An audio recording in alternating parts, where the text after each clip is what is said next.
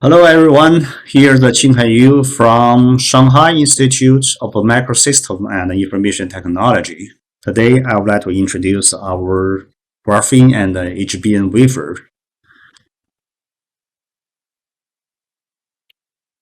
Here is our team. We have more than 10 people working in this area. We do the different things from the very tiny to very big. As small as a quantum dot at several nanometer. We also do the nanoribbons. The size is several nanometer. The width is several nanometer. This the chirality of this nanoribbon, zigzag or armchair, could be controlled using the different etching method.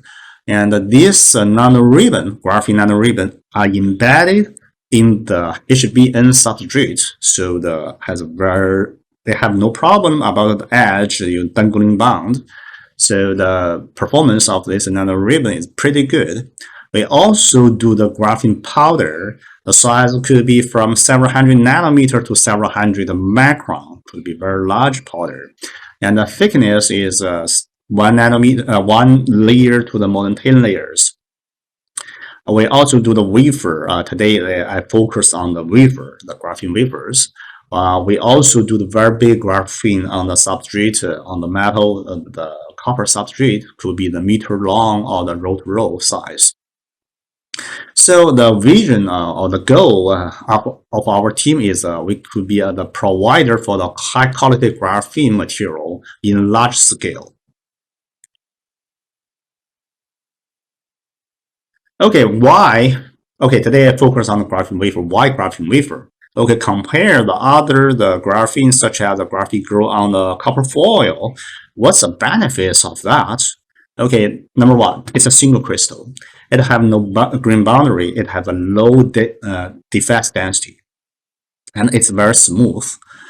Therefore they have the best electrical, mechanical, and chemical properties. It's quite inert, it's strong, mechanically strong, and they have a good conductivity. The electrical properties is also good, low defects.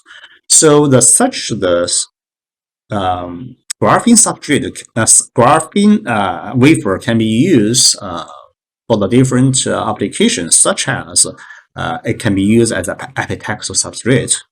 So, for example, if we transfer graphene on the 3,5 substrates such as gallium arsenide, okay, we can epitaxial the graphene, epitaxial gallium arsenide or the other 3,5 on that. So we call the remote epitaxy. They have the benefits that because there's a graphene, then the top layer, the ground layer, can be transferred. So the substrate could be reused. Okay.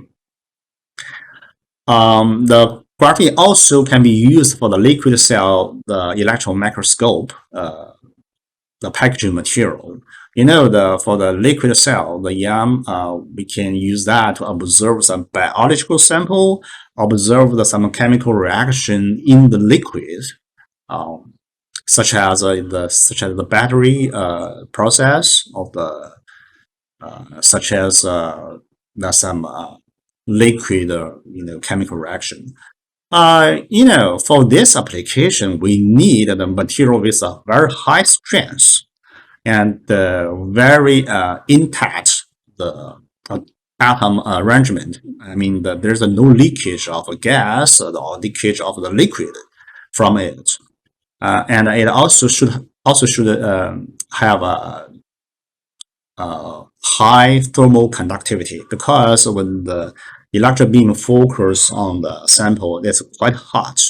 So for protect the sample, liquid sample in it, the heat should be dissipated as fast as possible. So graphene definitely is one of the best, if not the best, material for that. And the graphene can be this wafer, the high quality graphene can be used of a MEMS membrane that also can be used for the electronic devices such as the spintronics. Okay, for us, we can provide the copper nickel single crystal